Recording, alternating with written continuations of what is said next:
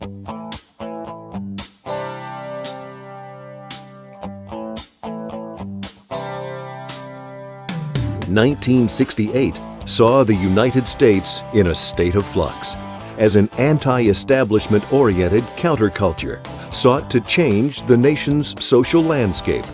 In an attempt to bridge a widening generation gap, Democrat presidential hopeful Hubert Humphrey recruited 21-year-old Tommy James to his campaign. We were asked by Hubert Humphrey's office in New York, of course he was the vice president running for president, if we would join the campaign. This was, of course, before the convention. And, of course, the 68 convention was where all the kids got beat up, and it just exploded. And so we're going, oh, my God, what have we got ourselves into? Tommy and the Shondells joined the campaign shortly after the tumultuous Democratic National Convention. It was great. I mean, we had a ball. We got to be great friends. And, at one point he asked me if I'd be president's advisor on youth affairs, and I didn't know what to say. I'm 21 years old, and I'd love to. I said, believe me, the youth are having affairs, and I'm the guy to look into. I think I told them. But the societal upheaval of the time changed popular music. When we left on the campaign, it was all singles acts. It was on the radio. It was us, the Buckinghams, the Association, the Rascals. I'm leaving out a whole bunch of people, but I mean the point was it was all singles acts. Sure.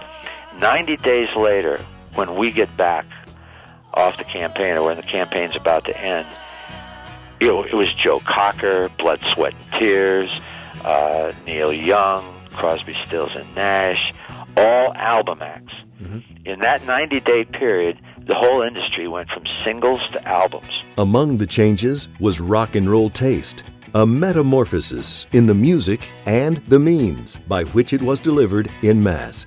Singles-oriented AM radio gave way almost overnight to album-oriented FM.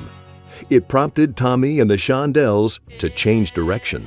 We really had this awesome meeting, and we decided that we were going to have to get rid of our producers and produce our own product, write our own songs, sell albums. We're going to have to really retool the whole outfit. Yeah.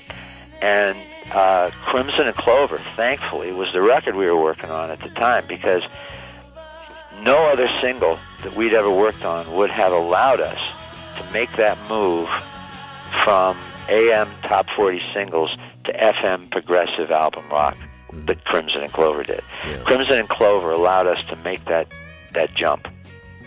And no other record we ever worked on would have done that for us. Where'd you come up with that title?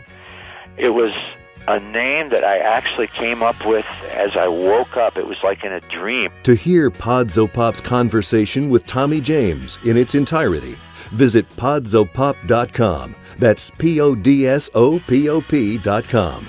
For all things Tommy James, including news, tour dates, and stops, and, of course, his music, visit TommyJames.com. Also, like Tommy James and the Shondells on Facebook. Follow @TJ Shondells on Twitter. I'm Tracy Thibodeau. Remember to pin, follow, like, and listen you to Podzopop.